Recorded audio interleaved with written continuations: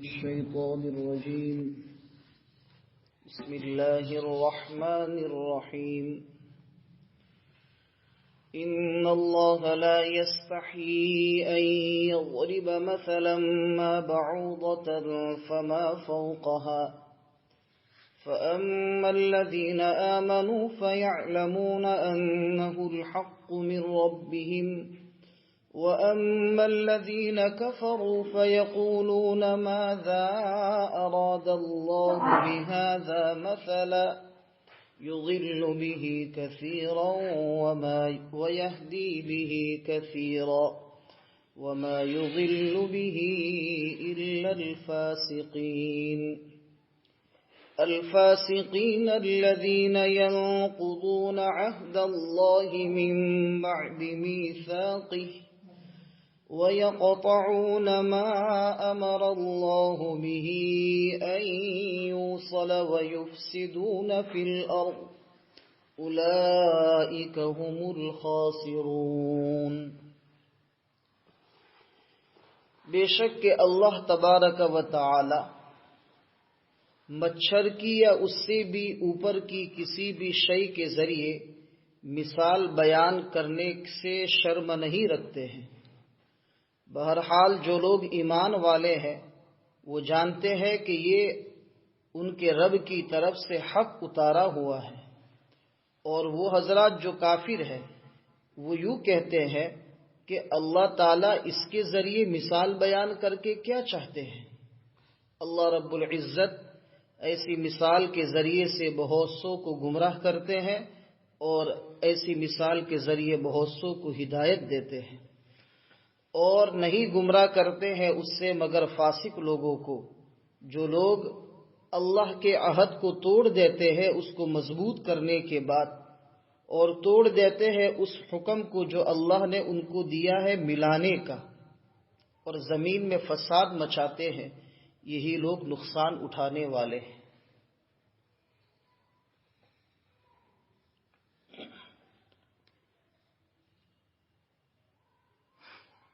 اس رکوع میں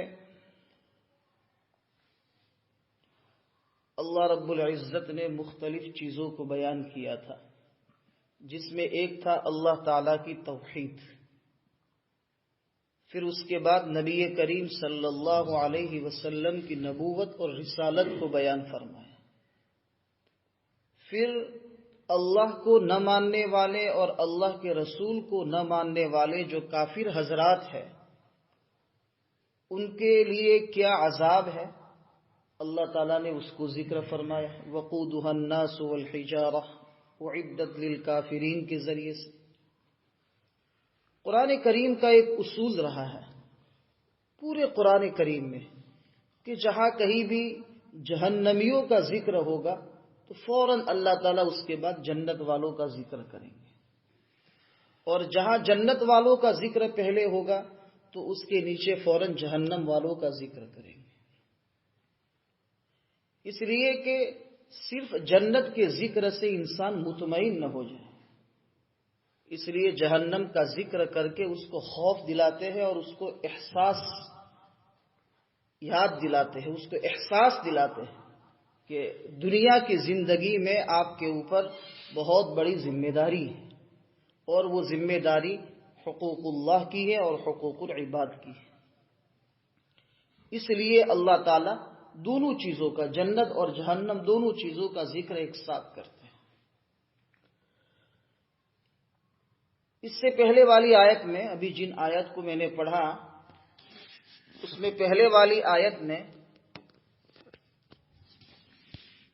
جنت کا ذکر ہے، اور گزشتہ جمعرات کو وَبَشِّرِ الَّذِينَ آمَنُوا وَعَمِلُوا الصَّالِحَاتِ پر آدھا گھنٹہ ہو گیا تھا کہ ایمان والے اور اعمال صالحہ والے ان کو جنت کی بشارت دے دو. جنت کیسی ہے اس کا مختصر سا اللہ تعالیٰ نے تعارف کرا ہے کہ جنت میں ایسے باغات ہوں گے. جنت کے معنی ہوتے باغ کے، اور جنت یہ اس کی جمع ہے، یعنی باغات، بہت سارے باغ. اللہ تعالیٰ نے باغات بنائے ہیں جنت میں. اور وہ باغ ایسے ہوں گے کہ اس جو باغ ہے اس کے نیچے سے باقاعدہ نہریں بہتی ہوگی۔ اب وہ نہریں کس چیز کی ہے؟ اللہ تعالیٰ نے سورہ محمد میں 26ویں پارے میں اس کا ذکر فرمایا ہے۔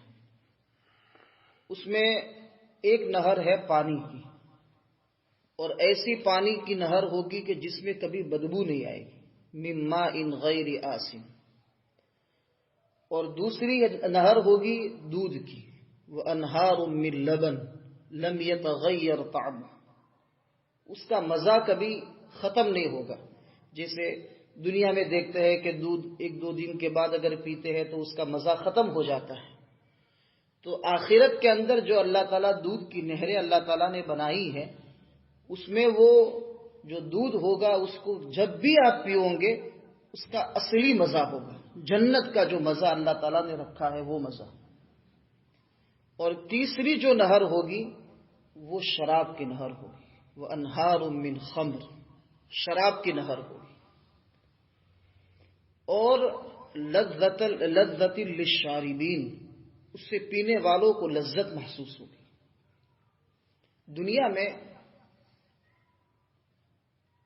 جو بھی لوگ شراب پیتے ہیں تو شراب ایک ایسا مشروب ہے، ایسا پینا ہے کہ انسان جتنا پیتا جائے گا اس کی خواہش اور اس کی لذت اور پینے کو چاہے گی۔ دودھ پیئیں گے، شہد پیئیں گے، پانی پیئیں گے تو انسان یہ سوچے گا کہ بس اب پیٹ بھر گیا، لیکن شراب میں کبھی اس کا پیٹ نہیں بھرے گا، اس لیے کہ شراب کے گھونٹ تم جتنے پیتے جاؤ گے اتنی لذت بڑھتی جائے گی، اور جتنی لذت بڑھتی جائے گی انسان اس کو پیتا رہے گا۔ یہ شراب کی خاصیت ہے۔ تو اللہ تعالیٰ نے قرآن کریم میں جنت کی جو شراب کا ذکر فرمایا تو اس کے ساتھ بھی کیا فرمایا؟ لذت للشاربین، کہ جیسے دنیا میں تم لذت حاصل کرنے کے لیے پیتے ہو، آخرت میں بھی اللہ تعالیٰ ایسی شراب تیار کریں گے کہ اس کے پینے کی وجہ سے آپ کی لذت میں اضافہ ہوگا۔ اسی لیے امام ابو حنیفہ رحمۃ اللہ علیہ کے نزدیک مسئلہ یہ ہے کہ شراب جب نشہ لاتی ہے تو شریعت کی طرف سے اس آدمی کو سزا دی جاتی ہے 80 کوڑوں کی، یہ فقہی مسئلہ ہے۔ تو آپ اگر ایک گھونٹ پیئیں گے تو اس سے تو نشہ نہیں آئے گا، لیکن آپ ایک گھونٹ بھی نہیں پی سکتے۔ کیوں؟ اس لیے کہ ایک گھونٹ کے پینے کی وجہ سے نشہ تو نہیں آئے گا، اور نشہ حرام ہے، لیکن شراب کی خاصیت یہ ہے کہ ایک گھونٹ پیئیں گے تو وہ آپ کی لذت کو بڑھا دے گا، دوسرے گھونٹ کی طرف آپ آئیں گے، پھر تیسرے گھونٹ کی طرف آئیں گے، نتیجہ یہ ہوگا کہ آپ اتنی مقدار میں پی بیٹھیں گے کہ نشہ آ جائے گا، اور نشے کی وجہ سے شرعی حکم ٹوٹے گا اور اس کے اوپر آپ کو سزا ہوگی۔ اس لیے شراب کی یہ خاصیت ہے۔ تو تیسری جو نہر ہے وہ شراب کی ہوگی، اور چوتھی جو نہر ہے وہ شہد کی ہوگی۔ اور قرآن نے فرمایا من عسل مصفى، بالکل صاف شفاف شہد ہوگا، باقاعدہ شہد کی نہر ہوگی۔ جیسے پانی کی نہریں ہم دنیا میں دیکھتے ہیں، اس طریقے سے باقاعدہ پانی کی، دودھ کی، شراب کی، شہد کی، یہ سب نہریں ہوگی۔ اور پینے کے لیے وہاں جانے کی ضرورت نہیں ہے، وہ تو آپ کہیں گے کہ مجھے شراب، یعنی چاہیں گے آپ کہ مجھے دودھ پینا ہے تو گلاس بھر کے آپ کے پاس آ جائے گی، پی لو۔ شراب پینی ہے تو آپ کے پاس آ جائے گی۔ اللہ تعالیٰ جنت میں اتنی سہولت عطا فرمائے۔ اور قرآن کریم میں اللہ تعالیٰ نے ایک جگہ پر فرمایا کہ جنت والوں کی خدمت کے لیے چھوٹے چھوٹے بچے ہوں گے، وَيَطُوفُ عَلَيْهِمْ وِلْدَانٌ، اور وَيَطُوفُ عَلَيْهِمْ غِلْمَانٌ۔ غلمان اور ولدان کے معنی ہے نابالغ بچے، وہ جنت والوں کی خدمت کریں گے۔ کیا چاہیے آپ کو، کیا چاہیے، تو وہ آپ کے لیے سب چیزیں مہیا کریں گے۔ عقل یہ کہتی ہے کہ جب جنت میں صرف چاہتے ہیں تو اللہ تعالیٰ وہ چیز حاضر کر دیتے ہیں۔ انگور کھانی ہے تو خوشہ بالکل نیچے آ جائے گا، آپ کے منہ کے قریب، توڑ لو کھا لو۔ تو پھر یہ چھوٹے چھوٹے بچوں کو خدمت کے لیے رکھنے کی کیا ضرورت ہے؟ عقل میں آتا ہے نا یہ بات کہ جب کوئی خدمت کی ضرورت ہے نہیں بظاہر، لیکن پھر بھی اللہ تعالیٰ نے ان بچوں کو خدمت کے لیے کیوں رکھا ہے؟ اور قرآن کریم میں وَيَطُوفُ عَلَيْهِمْ وِلْدَانٌ مُخَلَّدٌ، تو اس کا جواب یہ ہے کہ یہ جنت والوں کے اعزاز اور اکرام میں اللہ تعالیٰ نے خدام دیے ہیں، اس لیے کہ جو بڑے لوگ ہوتے ہیں تو ان کے کیا ہوتے ہیں؟ خدام اور ان کے نوکر چاکر ہوتے ہیں۔ تو یہ اللہ تعالیٰ جنتیوں کو اعزاز اور ان کے احترام میں یہ سب عطا فرمائیں گے۔ پھر اگر وہ ہے آپ کے پاس خدام تو کہا جاؤ بیٹا لے آؤ۔ تو یہ عزت و اکرام میں اضافے کے طور پر اللہ تعالیٰ چھوٹے چھوٹے بچے جو ہے یہ جنت والوں کے اکرام کے لیے دیں گے، عطا فرمائیں گے۔ جب بات نکلی ہے تو اس کے اوپر ایک اور بحث کرے کہ یہ بچے کون ہوں گے جو جنت والوں کی خدمت کریں گے۔ اس سلسلے میں حضرات مفسرین نے بہت سارے اقوال ذکر کیے۔ ایک قول تو یہ ہے کہ اللہ تعالیٰ مستقل ایسے بچوں کو پیدا کریں گے جنت میں کہ جو جنت والوں کی خدمت کریں گے اور ان کے نوکر ہوں گے۔ بعض حضرات کا کہنا یہ ہے کہ مسلمانوں کے وہ بچے جو نابالغ ہونے کی حالت میں وفات پا گئے ہیں، یعنی بالغ نہیں ہوئے، نابالغ ہونے کی حالت میں، بچپنے میں 7-8 سال کی عمر میں، یعنی بالغ ہونے سے پہلے پہلے جن کی وفات ہو گئی ہے، وہ بچے جنت والوں کے خادم ہوں گے۔ اور ایک قول یہ ہے کہ کفار کے وہ بچے کہ جو نابالغ ہونے کی حالت میں دنیا سے چلے گئے ہیں، یعنی وفات پا گئے ہیں، تو چونکہ بالغ ہوئے نہیں ہیں اس لیے ان کا نامہ اعمال اور ان کا حساب کتاب تو ہوگا نہیں، اس لیے کہ حساب کتاب کی ابتدا تو جب نامہ اعمال کھلے گا اس وقت سے ہے، اور نامہ اعمال تو بلوغت کے بعد کھلتا ہے، اس لیے نابالغ ہونے کی حالت میں جو کفار کے بچے ہیں وہ جو وفات پا گئے ہیں وہ جنت والوں کی کیا ہوں گے؟ خادم اور نوکر ہوں گے۔ اس سے انداز لگائیے یہ تو ایک مختصر سا خاکہ ہے جنت کا، تو اللہ تعالیٰ جنت میں کتنی اعلیٰ اور کتنی بہترین نعمتیں ایمان والوں کو اور جنتیوں کو عطا فرمائیں گے۔ اللہ تعالیٰ ہمیں جو ہے جنت الفردوس میں بغیر حساب و کتاب کے داخل فرمائے۔ یہ دعا ضرور کرے اللہ تعالیٰ بغیر حساب و کتاب کے جنت میں داخل فرمائے، اس لیے کہ حساب کتاب لے لیا تو نامہ اعمال میں کوئی ایسی نیکیاں تو ہے نہیں کہ جس کی وجہ سے ہم اللہ تعالیٰ کے سامنے اس کا جواب دے سکیں۔ بخاری شریف کی ایک روایت ہے جس میں نبی کریم صلی اللہ علیہ وسلم نے فرمایا، حضرت عائشہ صدیقہ رضی اللہ تعالی عنہا نے پوچھا تھا، کہا یا رسول اللہ کہ فسوف یحاسب حسابا یسیرا، جنت میں بہت آسان حساب لیا جائے گا اور بہت سارے امت کے ایسے لوگ ہوں گے جو بغیر حساب و کتاب کے جنت میں داخل ہوں گے۔ تو نبی کریم صلی اللہ علیہ وسلم نے فرمایا کہ جو بغیر حساب و کتاب کے جنت میں داخل ہوں گے ان سے بھی حساب تو لیا جائے گا، لیکن کیسے؟ چلو ٹھیک ہے، چلو یہ تمہارا نام ہے، ٹھیک ہے چلو چلتے رہو آگے، لیکن اس جگہ سے ان کو گزرنا تو پڑے گا۔ اور جس سے منوقش، جس سے مناقشہ کیا گیا، مناقشہ کا مطلب ہے کہ جس کو یوں پوچھا اللہ تعالیٰ نے کہ یہ گناہ تم نے کیوں کیا، کیوں اگر آ گیا، مناقشہ کا مطلب کیوں کیا، اگر ایسا پوچھ لیا سمجھو کہ وہ گیا۔ اب یہ ایمان والوں کو، کفار کے لیے تو کیا حساب لے، اس لیے کہ ان کے پاس تو کوئی اعمال ہے ہی نہیں، حالت کفر میں جو بھی عمل کریں گے وہ عمل کا اعتبار نہیں ہے، اس لیے ان کے تو کفر کی وجہ سے جہنم میں جانا یقینی ہے۔ اس لیے یہ جو جس سے مناقشہ اور کیوں کیا جائے گا، جس سے کیوں کے ذریعے سے پوچھا جائے کہ کیوں کیا تم نے یہ، تو سمجھو کہ وہ گیا۔ تو حساب میں اگر کیوں آ جائے ہمارے حصے میں تو اللہ تعالیٰ رحم کرے، پھر کوئی شکل نہیں ہے، اور وہ نبی کریم صلی اللہ علیہ وسلم فرما رہے. اس لیے ہمیشہ اپنی دعا میں اللہم ادخلنا فی الجنت بغیر حساب و کتاب، اللہ جنت الفردوس میں بغیر حساب و کتاب کے داخلہ عطا فرما.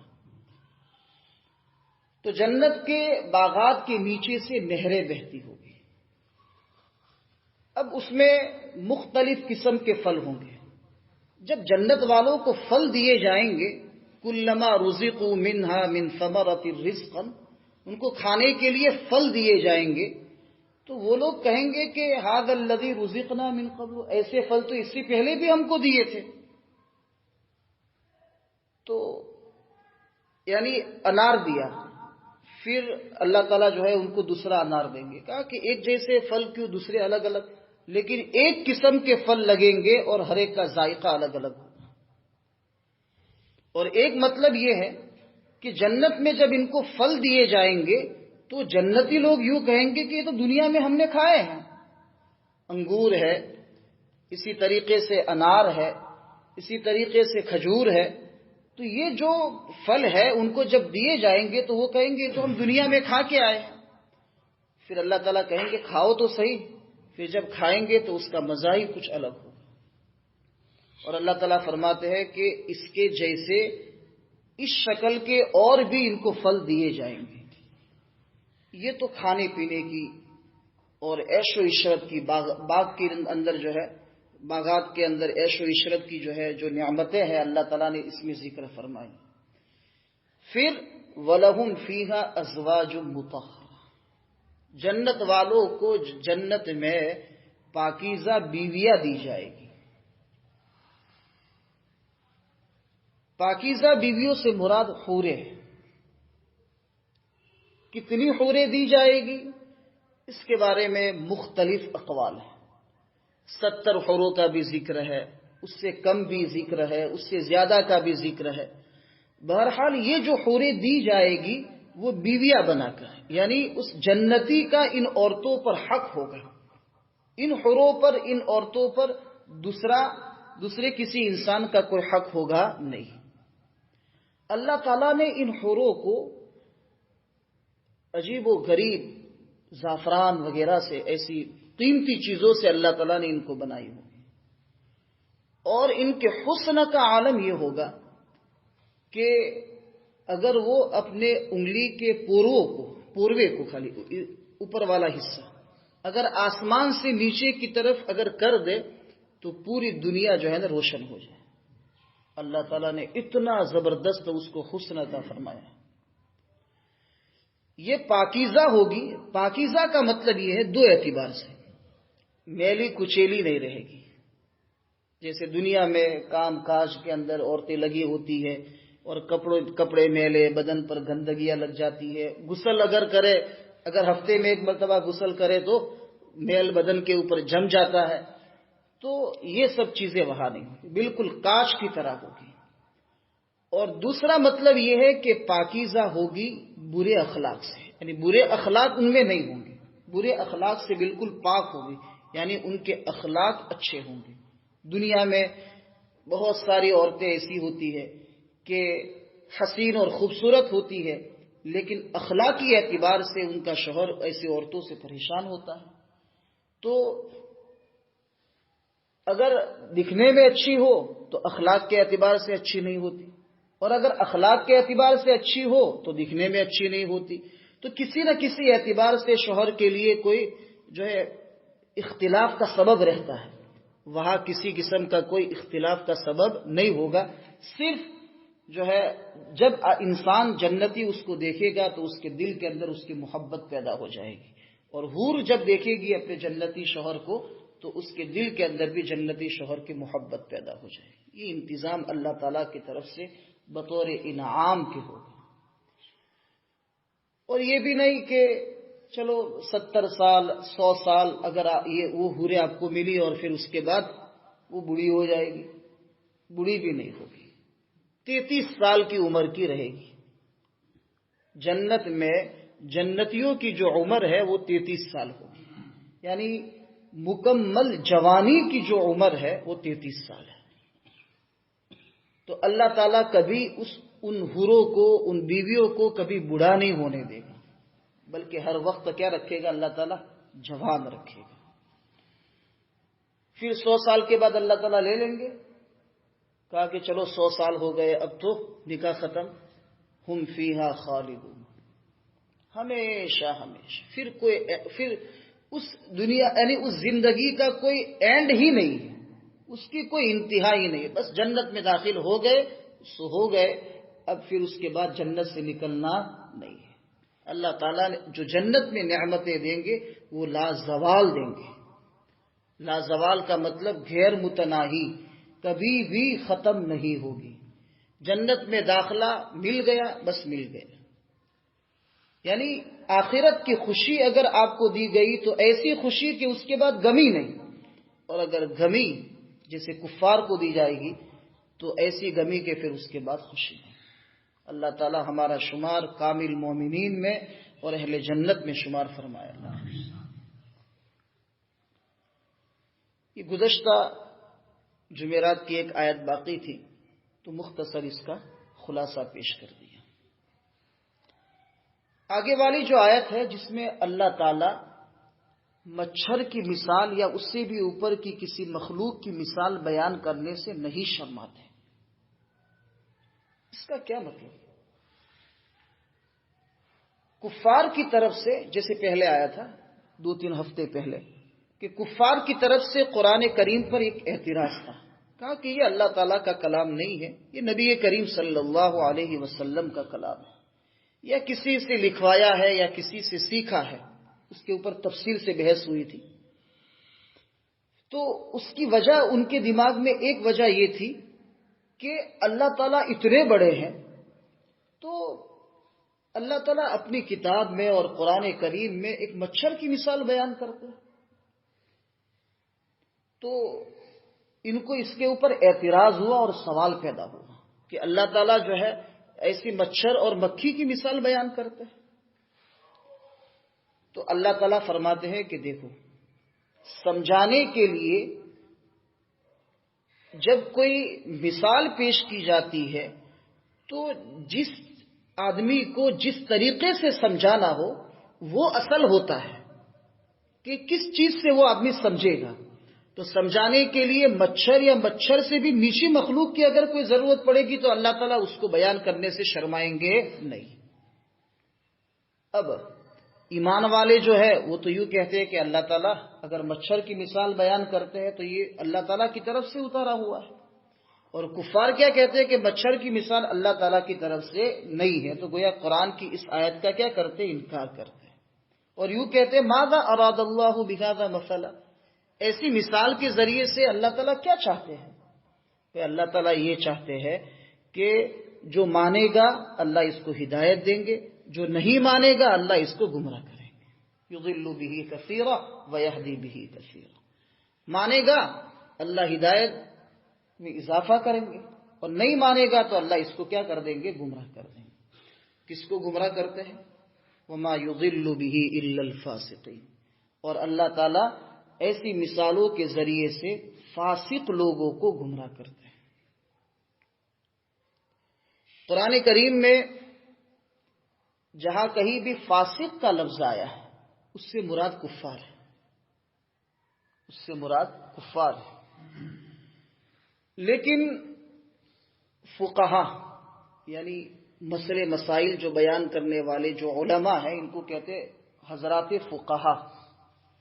حضرات فقہا کا کہنا یہ ہے کہ فاسق ایسے مومن کو کہتے ہیں، ایمان والا ایسے مومن کو کہتے ہیں جو گناہ کبیرہ کرے یا گناہ صغیرہ کو مسلسل کرتا رہے، یا تو گناہ کبیرہ کرے یا گناہ صغیرہ کو مسلسل کرتا رہے تو وہ شخص فاسق ہے۔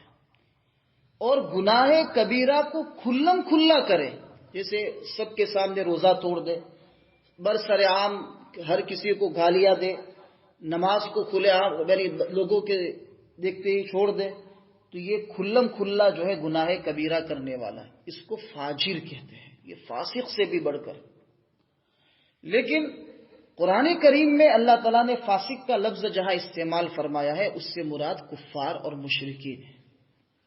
تو اگر قرآن کریم میں فاسق مراد ہو تو کفار، اور فقہا کی اصطلاح میں اگر فاسق کو اس کا معنی دیکھے تو اس سے مراد وہ مومن ہے جو گناہ کبیرہ کرتا ہے یا پھر گناہ صغیرہ پر اصرار، یعنی گناہ صغیرہ کو اصرار کے ساتھ یعنی مسلسل کرتا ہے، اور اگر کھلم کھلا گناہ کبیرہ کرتا ہے تو وہ شخص فاجر ہے۔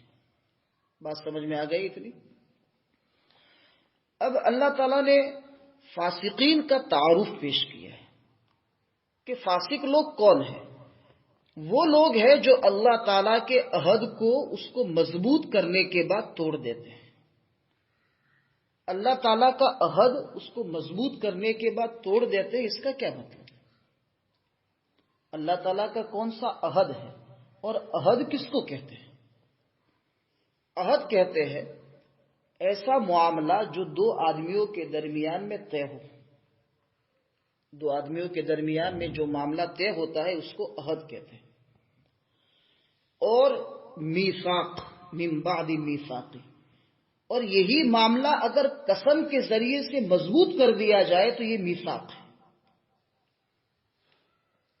تو اللہ تعالیٰ کے عہد کو توڑ دیتے ہیں اس کو مضبوط کرنے کے بعد، یعنی قسم کے ذریعے سے اس کو مضبوط کیا، اور پھر بھی یہ فاسق لوگ اس کو کیا کر دیتے؟ توڑ دیتے ہیں۔ اس کے بارے میں حضرات مفسرین نے دو باتیں لکھی ہیں۔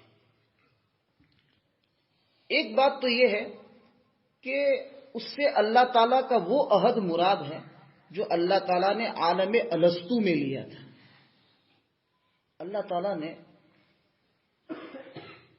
حضرت آدم علیہ السلام کے پشت سے قیامت تک آنے والی تمام مخلوق کو یعنی ذرات کی شکل میں زمین کے اوپر پھیلا دیا۔ زمین کے اوپر سب کو اللہ تعالیٰ نے ذرات کی شکل میں رکھ دیا، اور پھر اس وقت اللہ تعالیٰ نے فرمایا الست بربکم۔ پوری دنیا کے لوگ ایک جگہ پر تھے لیکن ذرات کی شکل میں۔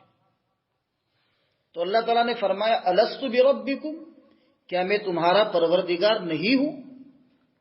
تو سب جتنے بھی انسان ذرات کی شکل میں اس وقت تھے انہوں نے قالو، ان سب نے کہا بلا، کیوں نہیں، آپ ہمارے رب ہیں۔ تو اللہ تعالیٰ کو رب ماننے کا یعنی رب ماننے کا اقرار اور عہد پوری قیامت تک آنے والی مخلوق نے کر دیا ہے۔ تو یہ جو عہد اللہ تعالیٰ نے اس وقت لیا تھا، دنیا میں آنے کے بعد اللہ کا انکار کرتے ہیں تو ظاہر سی بات ہے کہ وہ عہد کو توڑ دیتے ہیں۔ اور پھر بلا، کیوں نہیں، شہیدنا علی انفسنا، ہم اپنے آپ پر گواہ ہے کہ ہم آپ کے رب ہونے کا اقرار کرتے ہیں۔ گویا قسم کی درجے میں اس کا اقرار ہے، یعنی مخلوق کا اقرار ہے۔ تو گویا کہ مضبوط ہو گیا اور پھر اللہ کے عہد کو توڑ دیتے ہیں۔ تو یہ اللہ تعالیٰ کا عہد مراد ہے جو اللہ تعالیٰ نے پوری مخلوق سے اور پوری امت سے عالم الستو میں لیا تھا۔ اور دوسرا مطلب یہ ہے کہ اللہ تعالیٰ کا بندوں کے ساتھ جو عہد ہے، اسی طریقے سے بندوں کا بندوں کے ساتھ جو عہد ہے، اسی طریقے سے ایک مسلمان کا اپنے پڑوسی کے ساتھ جو عہد ہے، حصے دار مسلمان بھائیوں کا آپس میں ایک دوسرے شریک سے جو عہد ہے، یہ عہد توڑنا نہیں چاہیے۔ اگر اس عہد کو بھی توڑوں گے تو دنیا میں نقصان اٹھاؤں گے اور آخرت میں بھی نقصان اٹھاؤں گے۔ اس کی دلیل کیا ہے کہ ایک مسلمان کو چاہیے کہ اپنے پڑوسی کو تکلیف نہ دے۔ ایک مسلمان کو چاہیے کہ اپنے حصے داروں کے ساتھ جو عہد کیا ہے اس کی خلاف ورزی نہ کرے، اس کو توڑے نہیں۔ ایک عام مسلمان کا دوسرے عام مسلمان کے ساتھ جو حق ہے اس حق کو بھی نبھائے۔ سلام کا جواب دینا، جیسے حق المسلم علی المسلم خمس، مسلمان کا مسلمان بھائی کے اوپر جو 5 قسم کے حق ہیں، تو یہ حقوق بھی ادا کرے۔ اگر ان حقوق کو اگر ادا نہ کیا تو اللہ تعالیٰ کے یہاں پکڑ ہوگی۔ اس کی دلیل یہ ہے کہ وَيُفْسِدُونَ فِي الْأَرْضِ، یہ عہد کو توڑنے والے جو لوگ ہیں نا، وہ زمین میں فساد مچاتے ہیں۔ اب غور کرو کہ اللہ تعالیٰ کے قانون کے مطابق اور اصول کے مطابق اگر مسلمان زندگی گزارے تو کوئی فتنہ ہوگا؟ کوئی فتنہ نہیں ہوگا۔ ایک پڑوسی اپنے پڑوس کے حق کو ادا کرے، اولاد اپنے والدین کے حق کو ادا کرے، والدین اپنے اولاد کے حق کو ادا کرے، شوہر اپنے بیوی کے حقوق کو ادا کرے، بیوی اپنے شوہر کے حقوق کو ادا کرے، ایک مسلمان دوسرے مسلمان کے تمام حقوق کو ادا کرے، دنیا میں کوئی فساد پیدا نہیں ہوگا۔ تو فساد کی جو جڑ ہے وہ اللہ تعالیٰ نے جو ذمہ داریاں ہم پر عائد فرمائی ہیں، وہ ذمہ داریاں اور وہ عہد کو ہم توڑ دیتے ہیں، اس کی وجہ سے یہ دنیا میں فساد وجود میں آتا ہے۔ اولئک ھم الخاسرون، یہی لوگ نقصان اٹھانے والے ہیں۔ یعنی دنیا میں تو نقصان ہے ہی کہ رزق کی برکتیں ختم ہو جاتی ہے، دنیا کے اندر پریشانیاں آتی ہے، سکون ختم ہو جاتا ہے، اور آخرت میں اللہ تعالیٰ جہنم میں داخل کریں گے ایسے آدمی کو۔ اس لیے اللہ تعالیٰ ہمیں ان مسلمانوں میں شامل فرمائے کہ جو اللہ تعالیٰ کے جو ہمارے اوپر حقوق ہے ہم مکمل طور پر ادا کرنے والے ہو، ایسے مسلمان بندوں میں ہمارا شمار فرمایا۔